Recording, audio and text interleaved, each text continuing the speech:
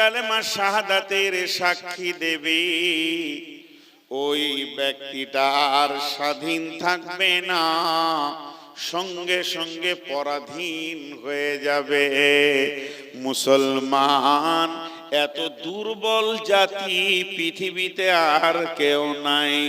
মুসলমান দুর্বল, মুসলমানরা সবল নয়, এদের গায়ের ক্ষমতা কম, এরা হলো দুর্বল।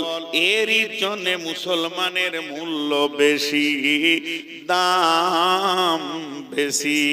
শুধু দুর্বল হওয়ার কারণে মুসলমানের দাম বেশি। বলে কেন কেন এরা দুর্বল? দেখেন এতগুলি মুসলমান আছেন, পশ্চিমবঙ্গের কথা বলছি, বিদেশের কথা বলছি না।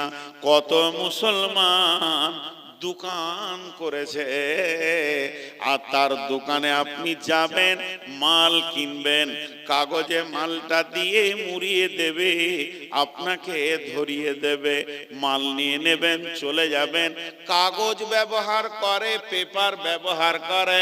চায়ের দোকানে যান, বিস্কুট একটা চাবেন, কাগজে চাপিয়ে দিয়ে আপনাকে ধরিয়ে দেবে। কিন্তু কোন মুসলমানকে দেখেছেন কি কোরআনের একটা পাতাকে, বইকে বই মনে করে ছিঁড়ে ছিঁড়ে আপনাকে রুটি দিচ্ছে, বিস্কুট দিচ্ছে, পাউরুটি দিচ্ছে, বা মুড়ি মশলা মাখিয়ে দিচ্ছে? মুসলমান যেদিন কালেমা পড়েছে, আল্লাহ এবং রসুলের কাছে এত দুর্বল হয়ে গেছে, এদের দ্বারা এই ক্ষমতাটা হবে না। হবে? কেউ পারবে? পারবে না। এরই ভিতরে একটা মাস্তান বসে আছে। বাহ বাহ, তোর নামটা, তোর বাপের নামটা দিয়ে যা বাপ, ফেসবুকে কালকে দেবো। পালাইছিস কেন রে বাপ? তুই যে একটা ভালো মানুষ, আহা, লজ্জাও নাই, শরমও নাই।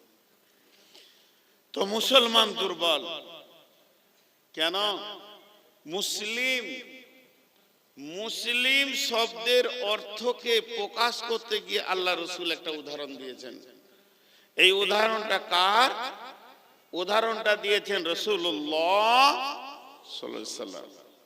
আল্লাহর নবী বলছেন, একটা উটকে নিয়ে এসো, ওই উটের মুখে লাগাম দিয়ে দাও, উটের নাকে এখানে ফুটো করে একটা দড়িকে ভরে দাও, এটাকে বলে লাগাম, এটাকে বলে নাকিল। এই দড়িগুলোকে এক জায়গায় করে একটা মানুষের হাতে ধরিয়ে দাও। মানুষটা হলো কত ওজন? 60 কেজি 70 কেজি। উটটা হলো 7 কুইন্টালের উট। কিন্তু যখনই ওই দড়িটা মানুষটার হাতে ধরিয়ে দেবেন, উটের একটা বিবেক আছে, বিবেচনা আছে, উটের একটা মগজ আছে, আর ওই মানুষটার একটা মগজ আছে, বিবেচনা আছে, বুদ্ধি আছে। উট সঙ্গে সঙ্গে বুঝে নিল আমার আর মূল্য নাই, আমার মগজের কোনো মূল্য নাই। যার হাতে আমার লাগাম, ও যদি সামনে ডাকে সামনে যাব, পেছনে ডাকলে পেছনে আসব, ডানে টানলে ডানে যাব, বামে টানলে বামে যাব। যখন মুসলমানরা কালেমা পড়ে নেয়, তখন মুসলমানের মূল্য শেষ হয়ে যায়, এ আল্লাহর গোলাম হয়ে যায়, রসুলের উম্মত হয়ে যায়। মা আতাকুমুর রাসূলু ফাখুযুহু ওয়া মা নাহাকুম আনহু ফান্তাহু।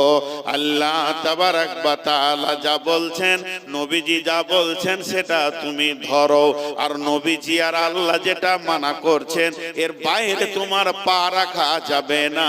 মুসলমান কোনদিন স্বাধীন নয়। মুসলমান স্বাধীন? খালি দামটা দেখেন, তারপর আমি আয়াতের দিকে যাব, আর 2 মিনিট থাকবো এই ভূমিকাতে, উপস্থাপনার ভিতরে। মুসলমান কত পরাধীন। এবার মুসলমান দুর্বল কেন? কোরআনের সূরা কয়টা আছে? 114। বিসমিল্লাহ কয়টা আছে? 114টাই আছে। সূরা তওবাতে বিসমিল্লাহ নাই, তাহলে কয়টা হলো? 113। সূরা নামালে দুটো বিসমিল্লাহ আছে, তাহলে ঘুরিয়ে 114 হলো। এতগুলো আলেম চলে গেল, মাওলানা চলে গেল, মুফতি চলে গেল, মুহাদ্দিস চলে গেল, কেউ একটা বিসমিল্লাহ সূরা তওবাতে লিখে দিতে আজও পর্যন্ত কেউ পারবে না। আল্লাহ দেয়নি, কেউ পারেনি। আল্লাহ দেয়নি, কেউ পারেনি, আর পারবে না। কেন? এরা হলো দুর্বল। এতগুলি লোক বসে আছেন, কার ক্ষমতা আছে একটা জেরকে কেটে দি? পারবে? জোরে বলেন, পারবে? তাহলে মুসলমান দুর্বল না সবল? জোরে বলেন, দুর্বল। আর অন্য জাতিরা সবল। কেন বলেন তো? ওরা নিজেদের আল্লাহকে নিজের হাতে বানায়। তাহলে কত ক্ষমতা! নিজের আল্লাহকে নিজে বানায়। টাকা কম হলে 1.5 ফুট, টাকা বেশি হলে 22 ফুট। আবার এলান করে অমুক জায়গায় কালি হয়েছে 28 ফুটের দেখবি, তাই মানে টাকা বেড়ে গেছে। তাহলে নিজের আল্লাহকে যারা নিজে বানায় তাদের ক্ষমতা বেশি না কম? তারপরে সারা রাত মদ খেয়ে আল্লাহর কাছে নাচানাচি করে। কোন একটা মুসলমানের বাচ্চা মদ খেয়ে মসজিদের দরজায় ঢুকতে পারবে না। তাহলে দুর্বল। এর বুদ্ধি কম, হুঁশ কম। কিন্তু আর আবার আল্লাহর সামনে মদের বোতল নিয়ে নাচানাচি করে। মদটা যখন খাওয়া হয়, আল্লাহকে যখন পুজো করা হয়ে যায়, তুলে নিয়ে গিয়ে নদীতে ফেলে পাছায় লাত মারে। তাহলে তাদের বল বেশি, তাদের ক্ষমতা বেশি। তারা আমাদের থেকে অনেক গুণে ক্ষমতা রাখে। বন্ধুরে, দেবগ্রাম মোড়টা পার হয়ে যাবেন, বরগাছের নিচে আল্লাহর শপিং মল আছে। তারা পানিতে গলছে, পচে যেছে, নদীর ঘাটে কতগুলো পড়ে আছে। তারা নিজের আল্লাহকে ওই জায়গায় রেখে দিতে পারে যেখানে কোনো মূল্য নাই। তাহলে মুসলমান হলো দুর্বল। মুসলমান পেচ্ছাপ করবে, তাও নবীজিকে জিজ্ঞেস করতে হবে আমি কেমন ভাবে পেচ্ছাপ করব, কোন হাতে তাহারাত করব। মুসলমানের মুখে যদি থুতু আসে, ডান দিকে ফেলবো না বাম দিকে ফেলবো? নামাজের ভিতরে থুতু এলে কি করব? এরা নিজেরা স্বাধীন নয়, এরা পরাধীন। আল্লাহ যেটা বলবেন, নবীজি যেটা বলবেন, তার বাইরে এদের চলার ক্ষমতা নাই। এই বস বস। আমার বুড়োর ছবি নিতে এসেছিস। যখন ইয়ং ছিলাম, ছবি দেওয়ার লেগে দৌড়ে বেড়াচ্ছিলাম, তখন কোথায় ছিল? হ্যাঁ, এখন বুড়িয়ে গেছি তো ছবি নিতে এসছে। রসকস শেষ, যে ছবি নিব। তো মুসলমান হলো। এবার আল্লাহ কি বলছেন, আমি আয়াতে আছি। বিসমিল্লাহির রহমানির রহিম। ইন্নাল্লাহা আশতারা মিনাল মুমিনিনা আনফুসাহুম ওয়া আমওয়ালাহুম বিআন্না লাহুমুল জান্নাহ ইকাতিলুনা ফি সাবিলিল্লাহি ফায়াকতুলুনা ওয়া ইউকতালুনা ওয়া'দান আলাইহি হাক্কান ফিত তাওরাতি ওয়াল ইনজিলি ওয়াল কুরআন ওয়া মান আওফা বিআহদিহি মিনাল্লাহি ফাস্তাবশিরু বিবাইয়িকুমুল্লাযী বা'য়াতুম বিহি ওয়া যালিকা হুয়াল ফাওজুল আযীম। আল্লাহ বলছে, মুমিনের জান আর মালকে আমি জান্নাতের বিনিময়ে কিনে নিয়েছি। মুমিনের জান আর মুমিনের মাল আল্লাহ জান্নাতের বিনিময়ে কিনে নিয়েছে। একটু অ্যাটেনশন হয়। মুমিনের সমস্ত মাল আর মুমিনের জান আর নিজস্ব নয়। আল্লাহ বলছে আমি জান্নাতের বিনিময়ে কিনে নিয়েছি। জান্নাতের বিনিময়ে আল্লাহ জান্নাত দেবেন। বিনিময় রেস্টি একটা হয় না, দলিলে লেখা আছে আপনার বাড়ির পাশে আমার 5 কাঠা জায়গা আছে, আর আমার জমির পাশে আপনার 10 কাঠা জমি আছে। আমরা আপোষ করলাম যে আপনার জমিটা আমাকে দিয়ে দেন, আলটা ভেঙে দিয়ে একটা জমি করে নি, আর আপনার বাড়ির পাশে আমার 5 কাঠাটা আপনি নিয়ে নেন। এটাকে বিনিময় রেজিস্ট্রি বলে। তো আল্লাহ তাবারক ওয়া তাআলা বলছেন, আমি জানকে আর মালকে মুমিনের কিনে নিয়েছি। মুমিনের সঙ্গে আমি বিজনেস করব, কাফেরের সঙ্গে করব না। আমি বিজনেস মুশরিকের সঙ্গে করব না, মুনাফিকের সঙ্গে করব না। আমি বিজনেস করব তো মুমিনের সঙ্গে করব। মুমিনরা ওয়াদা ঠিক রাখবে, এর জন্য আমি মুমিনের সঙ্গে বিজনেস করতে চাই। আল্লাহ বলছেন, আমি মুমিনের জানমালকে কিনে নিলাম। কিসের বিনিময়ে? বিআন্না লাহুমুল জান্নাহ, জান্নাতের বিনিময়ে। সেই জান, ওই মাল কোন জায়গায় ব্যয় হবে এরপরে আমি আপনাকে বলবো। আমার আল্লাহ বলছে, তোকে আমি যে জায়গায় জানকে ব্যয় করতে বলবো, যে জায়গায় মালকে ব্যয় করতে বলবো, এই মালগুলি জানকে তুমি সেই জায়গায় ব্যয় করবে। তুমি হলে রাখোয়াল, আমি তোমার কাছে ওগুলো রেখেছি। মালটা তোমার নয়, জানটা তোমার নয়। আমরা যতজন এখানে বসে আছি কেউ স্বাধীন নাই। কালকে আমি থাকার ইচ্ছা করছি, আল্লাহ বলছে না, তোকে তো আমি কিনে নিয়েছি, তুই চলে আয়। আল্লাহর হুকুমটাই হবে। আমি বলছি এখনো 20 বছর থাকবো, আল্লাহ বলছে তোকে মাত্র 6 মাস আমি রাখবো, ওটাই হবে। এবং সমস্ত আমার মাল, একদম তিল থেকে তাল পর্যন্ত যত আমার মাল আছে, সমস্ত মালকে আমার রব কিনে নিয়েছেন। কিসের বিনিময়ে কিনেছেন? জান্নাতের বিনিময়ে কিনেছেন।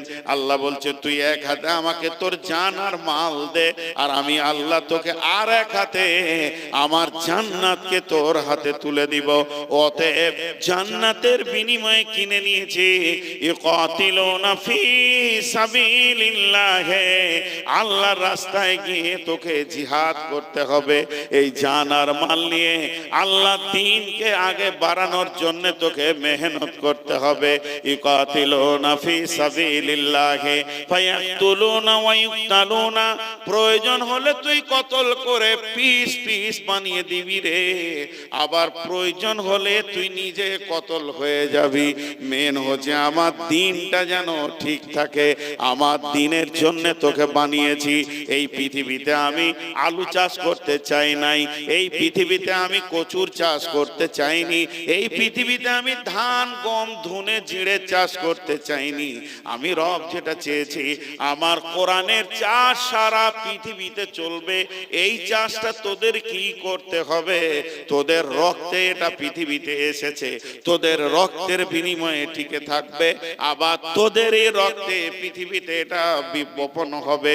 অতএব আমি তোদের কাছে চাই, ইকাতিলুনা ফি সাবিলিল্লাহ, আল্লাহর রাস্তায় বেরিয়ে যাও এবং কি করো?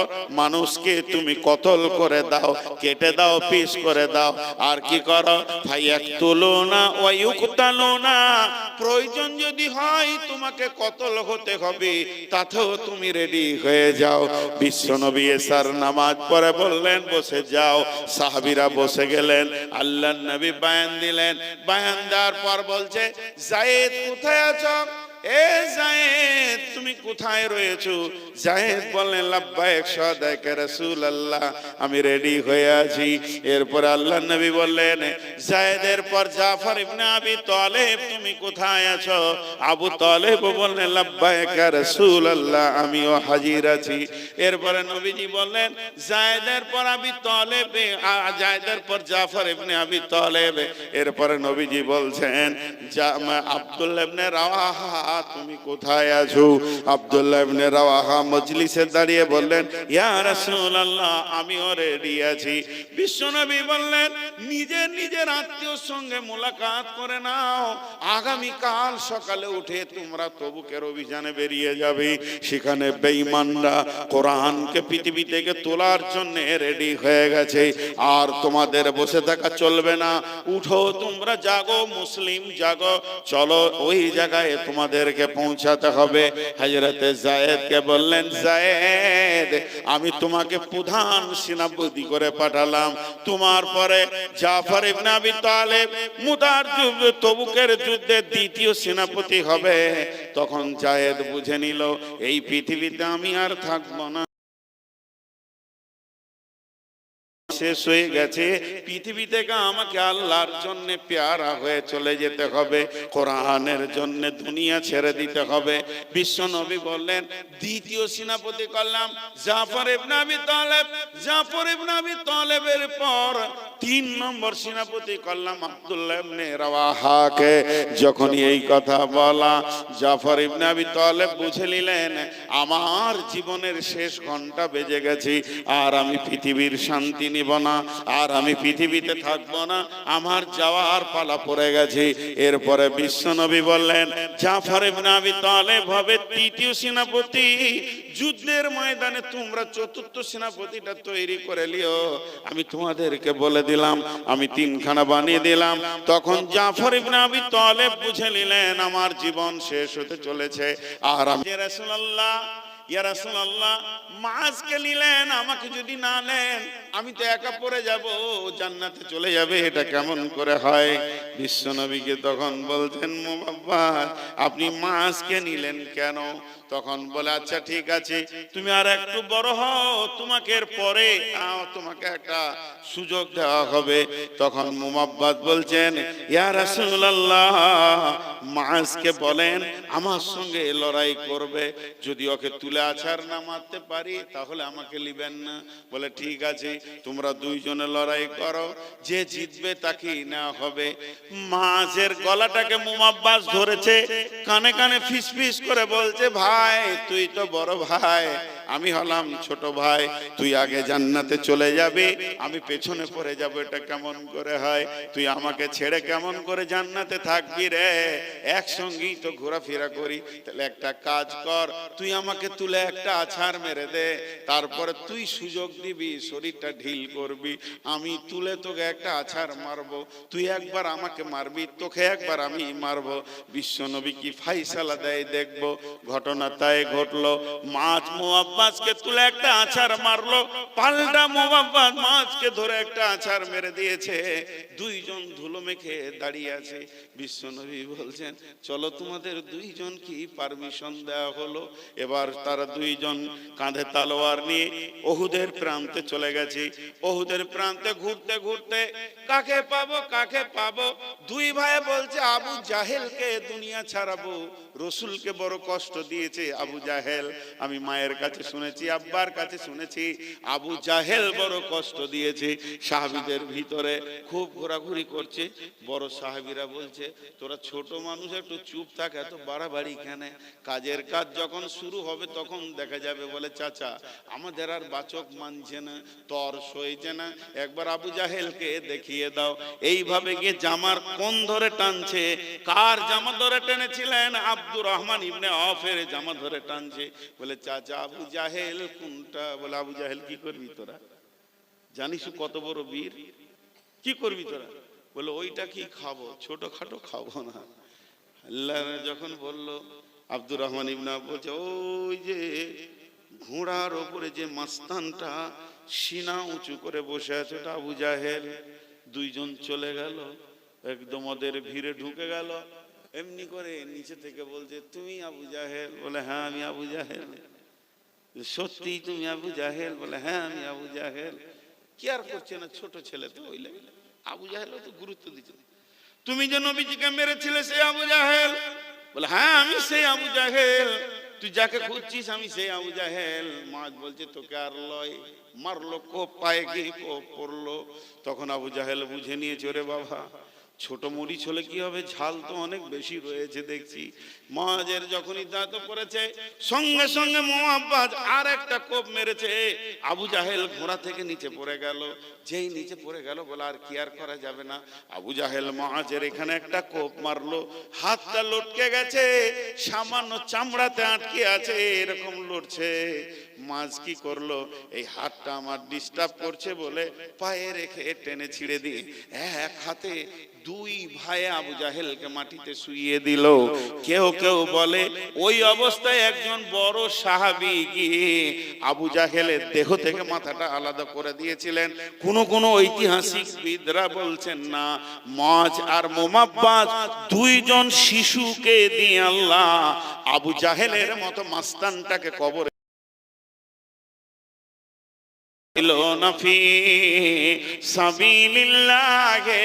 হে মুসলমান, তোমরা জাগো, আল্লাহর জন্য জান দিতে হবে, একদিন আগে একদিন পরে।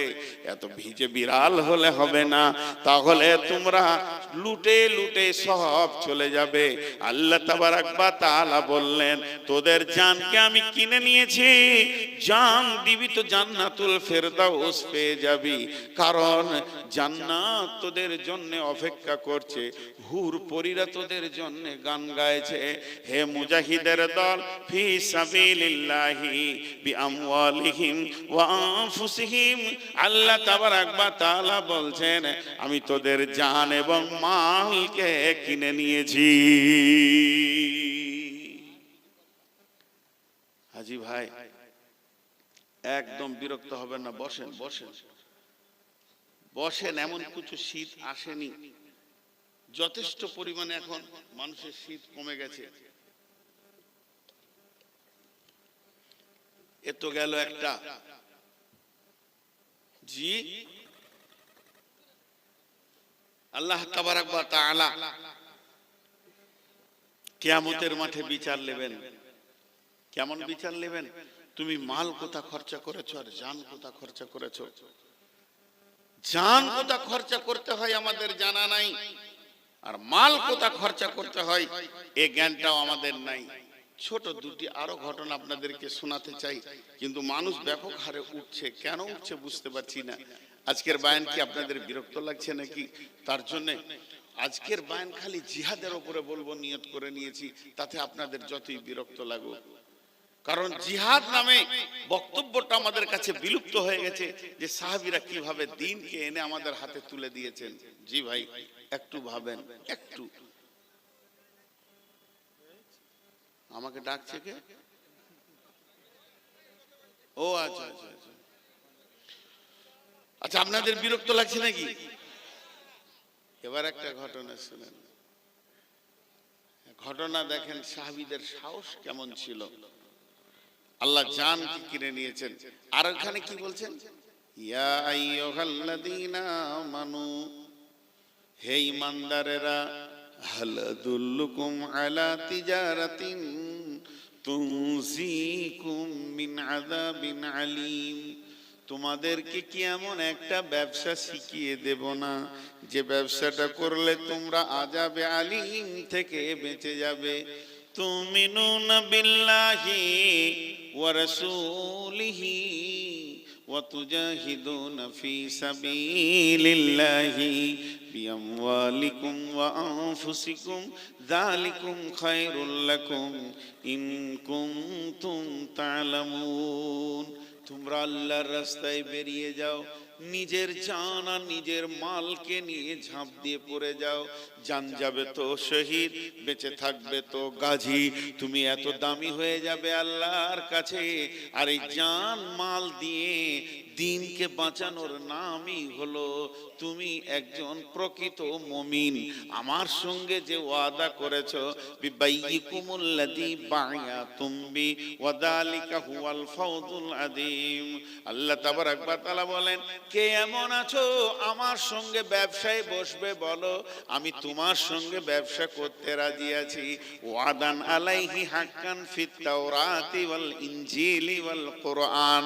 আমার আল্লাহ বলছেন, এই একই ওয়াদা, তোর জান নিব মাল নিব, আমি জান্নাত দিব। এই জানমাল আর জান্নাতের ওয়াদাটা আমি কোরআনে করেছি, তাওরাতে করেছি, ইনজিলে করেছি, সব জায়গায় আমি করেছি। অতএব শুনে নাও, তোমরা জানমাল নিয়ে রেডি হয়ে যাও।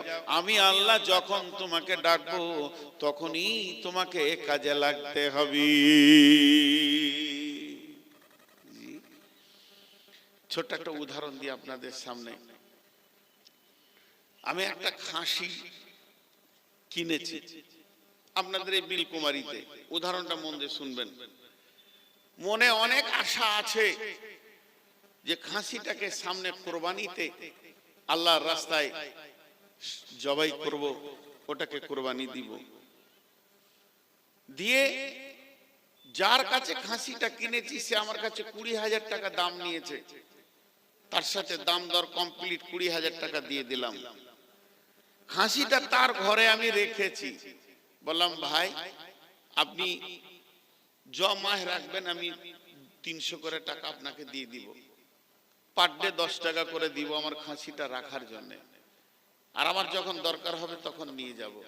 জি ভাই, খাসি আপনার, পুষেছেন আপনি, খাইয়েছেন আপনি, বড় করেছেন আপনি, অনেক দাম হয়েছে আপনার কাছে, আমি যখন টাকা মিটিয়ে দিলাম খাসি আর আপনার নয় আমার, কিন্তু আমি রেখেছি ভাড়া আপনার ঘরে, আমার যখন দরকার হবে আমি ঠিক টেনে নিব, ডেকে নিব, নিয়ে নিব, এর নাম হলো আমার মাল।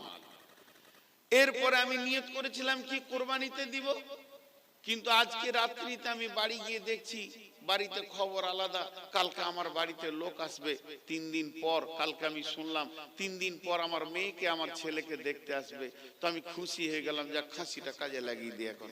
তা আমার নিয়ত ছিল কোরবানি করে দিলাম, মেয়েকে দেখতে এসছে সেই দিনে জবাই করে দিলাম, কিংবা ছেলের বিয়েতে জবাই করে দিলাম। যখন আমার দরকার থাকবে মাল আমার রেডি আছে, আমার মন গেলে আমি নিয়ে চলে যাব, আপনার আটকাবার নাই। তো আল্লাহ তাবারক ওয়া তাআলা বলছে তোরা আমার ওই কিনা খাসির মতো পৃথিবীতে আছিস, যখন যাকে আমার প্রয়োজন হবে আমি টেনে নিব, টেনে নিব, টেনে নিব, জবাই করে নিব। তোকে দিয়ে প্রয়োজন হলে কাউকে জবাই করে নিব, কিংবা তোকে জবাই করে নিব কাউকে দিয়ে, এটা আমার ব্যাপার। কোরআন তোকে জবাই করে যদি লাভ হয়, তাহলে কোরআন যদি ওপর দিকে উঠে তো তোকে জবাই করব, আর তুই যদি কাউকে কাটিস তাহলে আমিও কোরআনের বদলার জন্য তোকে কাটিয়ে নিব। আমি তো রক্ত যোগে ভাবি না, আমি ভাবি আমার দ্বীন ইসলাম পৃথিবীতে প্রচার হোক, এটা আমার চিন্তা। এবার ঘটনা কি, হযরতে আমর বিন জমু, হযরতে হানজালা, এগুলো হলো এক একটা শহীদের নাম। হযরতে আমির হামজা শহীদের সর্দার হবে কিয়ামতের মাঠে। যত শহীদ আজ পর্যন্ত হয়েছে তাদের সর্দার হবে হযরতে আমির হামজা রাদিয়াল্লাহু তাআলা আনহু। তিনাকে টুকরো টুকরো করে কাটা হয়েছিল। আল্লাহ বলছে তোকে ভাবতে হবে, তোকে ভাবতে হবে আল্লাহ এখন কি চাইছে। একটা কথা বলি আপনাদেরকে, এখানে যারা 4 চাকা 2 চাকা চালাতে পারেন, ড্রাইভার আছে না নাই এখানে? আপনারা যারা ড্রাইভার আছেন একবার মুখ খুলেন, ড্রাইভার কতগুলো আছেন? মোটরসাইকেল হোক আর 4 চাকা হোক, আছে না নাই? আচ্ছা, তো গাড়ির সঙ্গে ড্রাইভার কথা বলে কি বলে না? গাড়ির সঙ্গে ড্রাইভার কথা বলে কি বলে না? প্রতি মুহূর্তে কথা বলে, প্রতি মুহূর্তে কথা বলে। রোড দেখবে গাড়ি চলছে, গাড়ি বলবে আমাকে এখন 3 নম্বর গিয়ার দাও, এখন 2 নম্বর গিয়ার দাও, এখন 1 নম্বর দাও, এখন রোড খালি আছে টপে দাও। গাড়ির সঙ্গে ড্রাইভার একটা অ্যাডজাস্ট করে থাকে, এই জন্য গাড়ি আগে দৌড়তে থাকে। কারণ ওই রকম যদি ওর জ্ঞান না থাকে ও ড্রাইভার হতে পারবে? ওকে যদি পেছন থেকে বলা হয় এই 3 নম্বর দে রে, তবেই দিবে, তো ড্রাইভারই লাগবে। কারণ গাড়ি দ্রুত গতিতে দৌড়বে, তার ভিতরেই গাড়ির সঙ্গে কথা বলবে, গাড়িকে দেখে বুঝে নিবে, গাড়ির শব্দতে বুঝে নেবে, রাস্তা দেখে বুঝে নিবে যে আমার কাছে এখন কোন গিয়ারটা চাইছে। কথাটা বোঝাতে পারলাম? আর যে এটা বুঝতে পারে না সে কি ড্রাইভার? একটা মজার কথা শোনাই। ওই বাস, আগেকার ম্যানুয়াল বাস, এখন তো সব ডিজিটাল হয়ে গেছে, ছোট ছোট গিয়ার হয়ে গেছে, এরকম করে জোরে ঠেলতে হতো, এইরকম ঠেলতে হতো গিয়ার, দেখেছেন বড় গিয়ার? হ্যাঁ, ওই পুরাতন বাস এক ড্রাইভার চালাচ্ছে, আর ওখানে এক মুরব্বী মেয়ে বসে আছে, বয়স্কা নানি দাদি বসে আছে। হঠাৎ বাসটা চলতে চলতে পাংচার হয়েছে। পাংচার তো হতেই পারে, আর সেই পুরাতন যুগের বাস এখনো চলছে ঢান ঢান করে। তো সে পাংচার হয়ে গেছে, সমস্ত লোক নেমে গেছে, এবার পাংচার সারছে। তখন ওই মুরব্বী মেয়েটা বলছে গাড়িটা তো খারাপ হবেই, গাড়িটা তো খারাপ হবেই, আমি তো দেখছি যখন থেকে চেপেছি খালি খুজুর খুজুর করছে, খুজুর খুজুর করছে। ওই খারাপ করলে গাড়িটাকে, বুঝতে পেরেছেন কিনা? আমি বুঝে ফেলেছি আসলে ও জানে না যে গিয়ার চাইছে গাড়ি। জি, সাহাবীরা ছিলেন দিনের গাড়ির গিয়ার চালানোর ড্রাইভার। সাহাবীরা কেমন ড্রাইভার ছিলেন? চোখে দেখে বুঝে নিতেন এখন দিন কি চাইছে, আল্লাহ কি চাইছে। প্রকৃত প্রেমিক ওই, প্রকৃত প্রেমিকা ওই যে তার প্রেমিক এবং প্রেমিকার মন আর চেহারা দেখে বুঝে নেবে আমার কাছ থেকে এখনো কি চাইছে, আমার কাছ থেকে কি চাইছে। প্রকৃত স্বামী ওই যে স্ত্রীর মুখ দেখলে বুঝে নিবে যে এখন আমার কাছ থেকে ও কি পেতে চাইছে। কথা বোঝাতে পারলাম? কথা বলে না? এতটি লোক চুপ করে আছেন, কথা বুঝলেন? আরে হ্যাঁ না বলে না, বুঝলেন? তাহলে আমাদের কাছে দুটো জিনিস আছে, এখন দিন ইসলাম কি চাইছে এটা জালসা করতে হবে না, প্রেমিক যে সে বুঝে নেবে। কেমন? দুটি উদাহরণ শুনেন। বিশ্বনবী ওহুদের যুদ্ধের দিন, বিশ্বনবী ওহুদের যুদ্ধের দিন বর্মা পরেছিলেন, লোহার জামা পরেছিলেন। লোহার জামা যেগুলো হয় দেখবেন হাজারদুয়ারিতে আছে, ওই লোহার জামা পরেছিলেন, গোটা শরীরটা তার ভারী হয়ে গেছিল, মাথায় একটা হেলমেট নিয়েছিলেন লোহার, এর জন্য রসুলের ওজনটা অনেক বেশি হয়ে গেছিল।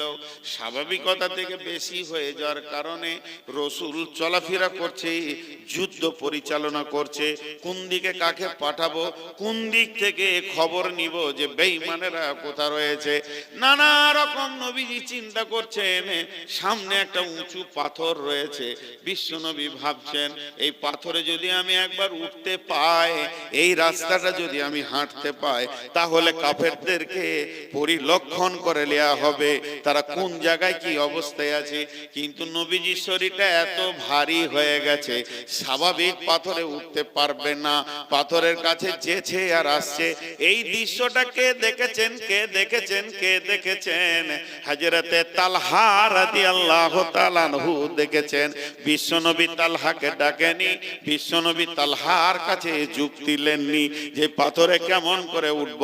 তার ব্রেন বলছে নিশ্চয়ই নবীজি পাথরটার উপরে উঠলে আমাদের দিনের অনেক লাভ হবে, তবে পাথরটাতে উঠতে গেলে কি করতে হবে, নিচে আর একটা ছোট পাথর লাগবে, এই নিচে যে ছোট পাথরটা লাগবে ওইটাতে পা দিলে তারপরে পাথরে উঠে যাবে। তাহলে এখন পাথর খুঁজে বেড়াও ময়দানে, কোথা খালি পাথর একটা পড়ে আছে সেটাকে তুলে নিয়ে এসো, তারপরে ওখানে দাও। কিন্তু বন্ধুরে, তালহা না তা করে তালহা কি করলেন, দৌড়ে গিয়ে ওই বড় পাথরটার নিচে শুয়ে গেলেন, আর শুয়ে গিয়ে বললেন ইয়া রাসূলুল্লাহ আপনি আমার বুকে পা দিয়ে উঠে যান, আমি আপনার জন্য সিঁড়ি হয়ে গেলাম। যেই বিশ্বনবী শুয়ে গেলেন আর হযরত তালহা শুয়ে গেলেন, আর বিশ্বনবী তালহার বুকে পা রেখে পাথরটাতে উঠলেন, আর তখনই নবীজির মুখ থেকে বের হলো তালহা রে জান্নাতকে ওয়াজিব করে নিলে। চিন্তা করেন, তালহা বুঝে ফেলেছিল যে এখন আমাকে শুতে হবে। তারপরে কি হলো, হযরতে তালহা মহড়ায় ঘুরে বেড়াচ্ছে, বিশ্ব নবীকে খেয়াল করে রেখেছে কোন দিকে যেছে না যেছে। এমন সময় পেছন দিকে ঘুরে দেখে রোমান পাহাড়, সেই পাহাড়ে বেঈমানেরা চলে এসেছে, বড় বড় তীর আর বর্ষাকে বিশ্ব নবীকে লক্ষ্য করে রেডি করে ফেলেছে। রসুলের দিকে খেয়াল করতে পারেনি। হযরতে তালহা রসুলকে এইভাবে ধরে নিয়ে পেছন দিকে একটা গর্তের মধ্যে ভরে দিলেন, আর গর্তের মধ্যে ভরে দিয়ে সামনে দাঁড়িয়ে গেলেন আর বললেন ইয়া রাসূলুল্লাহ আমি তালহা যতক্ষণ আছি আপনি গর্ত থেকে বের হবেন না। এবার একটার পর একটা বুকে তীর নিতে শুরু করলো, একটা দুটো তিনটে চারটা করতে করতে 180 খানা তীর হযরতে তালহা নিজের বুকে নিলেন। বন্ধুরা আমার, তালহা ঢলে পড়ে গেল, রক্তের বৃষ্টি বয়েছে। এমন সময় কোন কুখ্যাত বেঈমানের পাথর এসে নবীজির হেলমেটকে ফাটিয়ে দিয়ে দাঁত দুটি ভেঙে দিলেন, রসুলের দাঁত পড়ে গেল, রসুল বেহুশ হয়ে গেলেন। যখন রসুল বেহুশ হয়ে গেলেন, হযরতে আলী ঢালে করে পানি আনছেন, রসুলের মাথাতে দিয়ে হুঁশ ফিরাবেন। শুধু তাই নয়, এদিকে হযরতে ফাতিমা খেজুর গাছের পাতাকে গুঁড়া করছেন, গুঁড়া করে ক্ষত জায়গায় লাগানোর জন্য রেডি হয়ে গেছেন। চারিদিকে কাজ চলছে। মুনাফিকরা হই করে দিল, নবী নাই, নবী মুহাম্মদ মারা গেছে, পৃথিবী থেকে চলে গেছে, নবী আর নাই। এই বলে তারা ময়দান ছেড়ে দিল। হযরত আলী বাঘের কণ্ঠে এত জোর চিৎকার করলো, রে মদিনাবাসী, তোমরা কোন করে শুনে নাও, নবী মুহাম্মদ সাল্লাল্লাহু আলাইহি সাল্লাম এখনো জীবিত আছি। ভাইরা আমার, তারা জানতো যে এখন কি লাগবে। খন্দকের দিন বিশ্বনবী তাবুতে রয়েছেন। হযরতে সাদ বিন মাজ রাদিয়াল্লাহু তাআলা আনহু এতগুলি তলোয়ারকে একসঙ্গে বেঁধে নিয়েছে, রসুলের সিকিউরিটি হয়ে গেলেন। এবং যখন তলোয়ারটা নামালেন, গভীর অন্ধকার, সনসন সনসন বাতাস বইছে, হাড় কাঁপানো, এদিকে বৃষ্টি হয়েছে, বিজলিও বইছে। ওই অবস্থায় তার যখন তলোয়ারটা হযরতে সাদ বিন মাজ রাখলেন, ঝানাক করে শব্দ উঠলো। বিশ্বনবী তাবুর বাইরে থেকে, সাইড থেকে বলছে, কে গো, সাদ নাকি? বলে, হ্যাঁ আমি সাদ, হাজির হয়ে গেছি। নবীজি বললেন, সাদ রে? বলেছি হ্যাঁ। তখন সাদ বলছেন, ইয়া রাসূলুল্লাহ, আমার মতো লাখো সাদের থেকে একটা নবী মুহাম্মদের প্রাণের দাম অনেক বেশি। নবীজি গো, তার জন্য চলে এসেছি, কোন বেঈমানকে আপনার তাবুর কাছে আসতে দিব না। নবীজি বলেন, রে সাদায়, আমার তাবুতে এসে তুই সিকিউরিটির কাজ কর। তাদের বিবেকের চেতনা ছিল, এখন আমার কাজের দরকার কি? কারো যদি বিবেক না খুলে, তাকে জালসা করে খোলানো যাবে না। মানুষ এক দুই করে উঠেন, ভাবছে এবার টাকা চাইবে তো কেটে পড়ি, যান, চলে যান। কিন্তু টাকা করতে একদিন লাগবে না। আকপিরা শাল দেখেছেন? আখের রস বার করা মেশিনটা দেখেছেন? এরা দেখেনি গো, নদী আল্লাহ। খেজুর গাছের রস বার করা মালটা দেখেছে, আজীব ব্যাপার। আখের রস বার করা মালটা দেখেননি? হ্যাঁ, ওর কয়টা চাকা? তিনটা একই সাইজের। কেন ছোট বড় আছে? মালও ছোট বড় আছে। যে ঢুকবে তার রসও বার করে নেবে, যে ঢুকবে তার রসও বার করে নেবে। রস ওই দিকে যেতে দেবে না, সেই সিস্টেমে ওকে বানানো আছে। জি ভাই, এক ফুটা রস ওই দিকে যেতে দিবে না। তো আল্লাহ পৃথিবীতে তিনখানা মেশিন রেখেছে, হসপিটাল, কোর্ট আর থানা। যত টাকাই করেন, নিগড়ে বের করে নিবে, যে তারপরে শুধু খালি হাতে কবরে পাঠাবে। এটা জেনে রাখেন, এক টাকা কেউ নিয়ে যেতে পারেনি আর নিয়ে যেতে পারবে না। হযরত ওসমান গনি রাদিয়াল্লাহু তাআলা আনহু মদিনার হাটে রয়েছেন, গম বিক্রি করতে গেছেন। ইসলাম জগতের তিনি তৃতীয় খলিফা, দেশের প্রধানমন্ত্রী, রসুলের জামাতা যুনুরাইন, তাকে দুই নূরের অধিকারী বলা হয়। বিশ্বনবীর প্রথমা মেয়ে জাইনাব, দ্বিতীয় মেয়ে হলেন রোকেয়ার সাথে বিয়ে হয়েছিল ওসমানের। রোকেয়া মরে যাওয়ার পর হযরতে উম্মে কুলসুমের সঙ্গে বিয়ে হয়। দুইটি মেয়ে, একটি শ্বশুর। বিশ্বনবী ওসমানকে কত ভালোবাসতেন, দুটি মেয়েকে তাকে দান করেছেন। এই রকম ব্যক্তিটা মদিনার হাটে নিজে গম বিক্রি এটা কাপড়ের পটি, এটা মাছের পটি, এটা সবজির পটি। যে পটিতে গম হয় ওই পটিতে হযরত ওসমান কয়েক প্যাকেট মাল নিয়ে গিয়ে দাঁড়িয়ে আছেন। আর এমন সুন্দর, এমন সময় বড় বড় পাইকার ব্যাপারী আসছে, বলছে কত দাম নেবেন? আমিরুল মুমিনিন কত দাম নেবেন? একটু ঘুরে এসো। কত দাম নেবেন? একটু ঘুরে এসো। সবাইকে বলছে একটু ঘুরে এসো, একটু বেলা হোক, বেচতে এসেছি, বেচবো। ঠিক এমন সময় মরুর প্রান্তে বহু দূর থেকে মরুভূমির বুক চিরে একটা দল আসছে। তারা এত গরিব, তাদের পাছায় মাত্র সামান্য একটু কাপড়, তাদের মেয়েদের একটু পাছাচার, একটু বুকে কাপড়, বেশি কাপড় নাই। তাদের চোখগুলো ঢুকে গেছে, হাড়গুলো পরপর পরপর গুনে দেওয়া যাবে। কখন খেয়েছে জানে না, খাবার ডেটটাও তারা ভুলে গেছে। শুধু তাই নয়, গায়ে কখন তেল মেখেছে সে খবরও তাদের নাই। মাথা যেন উস্কো খুস্কু হয়ে রয়েছে। তাদের মধ্যে নারী আছে, পুরুষ আছে, শিশু আছে, বৃদ্ধ আছে। হযরত ওসমান দেখে নিলেন, দাঁড়াও, চলো গামছা পাতো, এই লাও তুমি একসা, এই লাও তুমি, তোমরা কজন? তিনজন, লাও ধরো। একটা করে দেয়, তারা বিদায় হতে শুরু করে। আবার একটা গমের প্যাকেট নিয়ে আসে, আবার দেয়, আবার বিদায় হতে শুরু করে। এই দিতে দিতে দিতে দিতে দিতে দিতে সমস্ত মালগুলি তারা আবার মরুভূমির বুক চিরে যেতে শুরু করেছেন।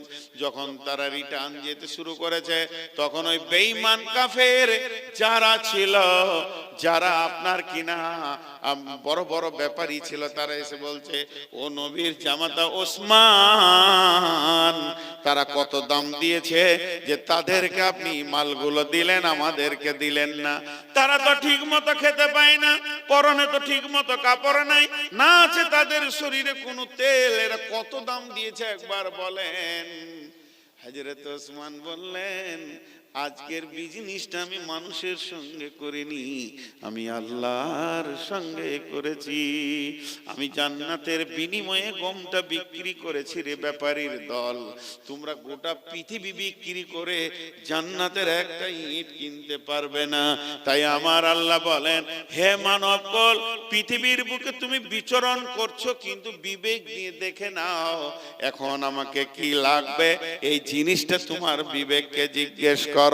তোমার কাছে আমার দুটো জিনিস আছে, তোমার জানটা আছে, তোমার মালটা আছে, দুটি আমি কিনে রেখে দিয়েছি।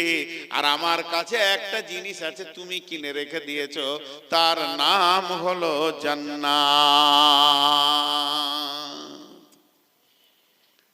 আজকে আমাদের অবস্থা শেষ। আমরা এইভাবে জান দিতে পারবো না। আমাদের জান দেওয়ার মতো জান দেওয়ার মতো টেন্ডেন্সিটাই নেই, খালি জান নেওয়ার বুদ্ধিটা খুব আছে। হ্যাঁ, তো আমাদের দিকে যদি কোনো ঝামেলা হয়, একটু যদি চেঁচামেচি হয়, তো সাইড থেকে আরেকজন বলবে, মার, যত টাকা লাগে আমি দেবো, মার, মার, আর লাশ ফেলে দে, লাশ ফেলে দে, যত টাকা লাগে আমি দিব। মুসলমান এই জায়গায় টাকা খরচা করে, আসল জায়গায় টাকা খরচা করে না। আমরা জানি না যে কোন জায়গায় আমাদেরকে টাকা খরচা করতে হবে। চলেন একটু আগিয়ে যাই, দেখি সাহাবা রাদিয়াল্লাহু আজমাইনেরা কোন কোন খাতে তারা নিজের টাকাকে ব্যয় করেছে। আল্লাহ তাবারাক ওয়া তাআলা বলেছেন যে মাল তো আমার। রাসূলুল্লাহ সাল্লাল্লাহু আলাইহি ওয়াসাল্লাম বলেছেন, মান কাতা মিরাসা ওয়ারিসিহি কাতা আল্লাহু মিরাসাহু ইয়াউমাল কিয়ামাতি ফিল জান্নাহ। কিয়ামতের মাঠে যেদিন জান আর মালের হিসাব শুরু হবে, এদিকে আয়, তোর হিসাব আমি নিব। সারা জীবনে 3 কোটি টাকা ইনকাম করেছো, কোথা ব্যয় করেছো বলো? এদিকে এসো, তোমার কাছে আমি হিসাব নিব। তুমি সারা জীবনে, তোমাকে 70টা বছর জীবনে বয়স দিয়েছিলাম, এই বয়সটাকে কোথা ব্যয় করেছো বলো? তো জান আর মাল এমন একটা জিনিস আমাদের কাছে আল্লাহর রাখা আছে, যেটা শেষ হয়ে যাবে। ভাইরা আমার, আমি আপনাদের কাছে ছোট্ট করে আর একটা খবর তুলে ধরছি। সেটা কি? আল্লাহ তাবারাক ওয়া তাআলা যখন খন্দকের যুদ্ধ অনুষ্ঠিত শুরু হয়ে গেল, বিশ্ব নবী খবর দিয়ে দিলেন সাহাবীদেরকে, রে আমার সাহাবীরা শোনো, এদিকে কাফের বেঈমানেরা মক্কা থেকে এসে মদিনার আশেপাশের লোককে খেজুর দিয়ে হায়ার করে চলে গেছে। বিশ্ব নবীর কাছে খবর পৌঁছালো, মক্কা মদিনা থেকে মক্কা 400 কিলোমিটার দূরে, শিলিগুড়ি থেকে এসে কোনো লোক পলাশিতে যুদ্ধ করতে পারবে না, তাহলে আশেপাশের লোককে হায়ার করতে হবে, স্থান জায়গা ঠিক করতে হবে। কাফেরেরা তাই করেছিল। বিশ্বনবী সাহাবীদেরকে মসজিদে নববীতে নিয়ে বসে গেলেন। বসে যাওয়ার পর বলছেন, হে আমার সাহাবীরা, ওরে রসুলে আমার উম্মতেরা, আল্লাহর গোলাম, শোনো, আমি শুনেছি মক্কার কাফের মুশরিকেরা আশেপাশে আমাদের গোত্রগুলোকে হায়ার করে নিয়েছে। তোমরা কি জানো? বলে জানি। তাহলে হে আমার, তোমাদের ঘরে যত খেজুর আছে খেজুরগুলোকে তোমরা মসজিদে নববীতে জমা করে দাও। তাদের দেওয়ার আগে আমরা তাদেরকে বন্টন করে দিব। তাহলে আমাদের খেজুর তারা যখন পেয়ে যাবে, তারা গরিব মানুষ, আমাদের মালটা আগে যদি পেয়ে যায় তাহলে আমাদের দিকে তারা ঝুঁকে যাবে, আমাদের দিকে তারা হয়ে যাবে, আর তাদের হায়ার হবে না, তাদের পক্ষে যাবে না। তখন এরা সাহাবীরা বললেন, ইয়া রাসূলুল্লাহ, এটা আপনার হুকুম না এটা আপনার রায়? যদি আপনার হুকুম হয়, আপনাকে নবী বলে মেনে নিয়েছি, আপনি যা বলবেন তাই শুনে নিব। তবে যদি আপনার মত হয়, তাহলে আমাদের যদি মত দেওয়ার সুযোগ থাকে, ইয়া রাসূলুল্লাহ, আমাদেরকে একটা সুযোগ করে দেন, আমরা মত দিই। নবীজি বললেন, না, এটা আমার আদেশ নয়, আমার হুকুম নয়, এটা আমি আমার মত বললাম মাত্র। তোমরা তোমাদের মত ব্যবহার করতে পারো, তোমরা তোমাদের মত বলতে পারো। সাহাবীরা বললেন, ইয়া রাসূলুল্লাহ, আপনি দোয়া করেন, আপনার দোয়ার আমার আল্লাহর মদদ যদি আমাদের থাকে। বুকে হাত দিয়ে বলছি, মদিনা থেকে একটা খেজুর তো দূরের কথা, একটা খেজুরের আঁঠি পর্যন্ত নিয়ে যেতে বেঈমান। আমার সাহাবীরা রেডি হয়ে গেছে, এরা একটা মদিনার মাটি থেকে খেজুর নিয়ে যেতে দেবে না। আল্লাহর নবী দোয়া করলেন এবং হযরতে সালমান ফারসির সঙ্গে পরামর্শ করলেন। হযরতে সালমান ফারসি বললেন, ইয়া রাসূলুল্লাহ, এখানে তাবুক, এখানে আপনার কি না পরীক্ষা খনন করে দেয়া হোক। ওই যুদ্ধটাকে খন্দকের যুদ্ধ বলা হয়। হযরতে সালমান ফারসির কথাতে বিশ্বনবী মদিনায় পরীক্ষা খনন করে দিলেন। একটা বড় খালকে খনন করলেন। ওই খালটা খনন করতে গিয়ে আরো লম্বা ইতিহাস আছে। বিশ্বনবী যখন জোরে গাঁইতি মারলেন, পাথর থেকে একটা চিলকি বের হয়ে এলো আগুনের, আর ওই আগুনের ছটা দেখি নবীজি বললেন, আলহামদুলিল্লাহ, আমরা বিজয়ী পাবো। এরপরে পরীক্ষা খনন হয়ে গেল। মদিনার সমস্ত মেয়েদেরকে একটা তাঁবুতে এক জায়গায় রয়েছে। এবার চলছে, খালি ওরা ওই দিকে এসেছে 1000, ওরা এসেছে ওখানে মানে পরপারে রয়েছে, ওরা ওই খালটার ওই পারে, আর মদিনাওয়ালারা মদিনা খালের ভিতরে রয়েছে। এরা খালি বলছে তোরা আয়, তারপরে দেখছি। আর মুসলমানরা বলছে খালি একবার খাল পার হয়ে যা, লাশ ছাড়া তোদেরকে জীবিত ফেরত যেতে দিব না। এই চলতে চলতে একদিন গেল, 2 দিন গেল, 3 দিন গেল, 1 মাস গেল, 2 মাস যখন চলে গেল, তখন ওখানে আবু সুফিয়ান দেখছে যে উটগুলি এনেছিলাম, উটগুলি তো শেষ হয়ে যাচ্ছে, প্রতিদিন হাজার হাজার লোকের খাবার, তাহলে তো লোকগুলি উটগুলি আর বেশি বাড়াবাড়ি করা যাবে না, এখন আমাদেরকে মক্কা পালিয়ে যেতে হবে। বন্ধুরে আমার, বিশ্বনবী দোয়া করে দিলেন, দোয়া কবুল হয়ে গেল। ওই রাত্রিতে এত ঝড় আর এত বৃষ্টি হয়েছিল, শিলা বর্ষণ, হাড় কাঁপছে, তত্তর তত্তর করে, সব হাড় কাঁপানো ঠান্ডা, আর গোটা এলাকায় শিলা বর্ষণ। যেমন বর্ষা তেমন ঝড়, তেমন বিজলি, তেমন কাড়াক, তেমন ভয়ানক রাত শুরু হয়ে গেল। আল্লাহর হুকুমে বেঈমানদের একটাও তাবু ছিল না, ছিঁড়ে ছিঁচড়ে তুলে সমস্ত তছনছ করে দিয়েছিল তাদের মালকে। এখন ঘটনা ঘটলো কি, গভীর রাত্রিতে আল্লাহর নবী তার জামাতা আলীকে ডাকলেন, আলী রে, একবার খবর লাও আমার চাচা আবু সুফিয়ান কি করছে।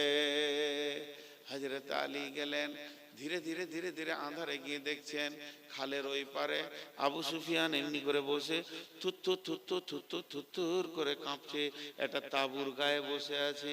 আর কয়েকজন তার পার্টির নেতা, যারা নেতা গোছের বড় বড় কাফের বেঈমান, আবু সুফিয়ানকে ঘেরে দাঁড়িয়ে রয়েছে। এবং আবু সুফিয়ান ওখান থেকে বলছে যে আমাদেরকে আর থাকা যাবে না, নানা রকম আলোচনা করছে। হযরত আলী বলছেন আমি আমার তীরটাকে রেডি করলাম, তীরটাকে ফলা লাগিয়ে আবু সুফিয়ানের দিকে রেডি করলাম। আমি ছাড়বো আর আবু সুফিয়ান দুনিয়া ছাড়বে, আমি তীর ছাড়বো আর আবু সুফিয়ান দুনিয়া ছাড়বে।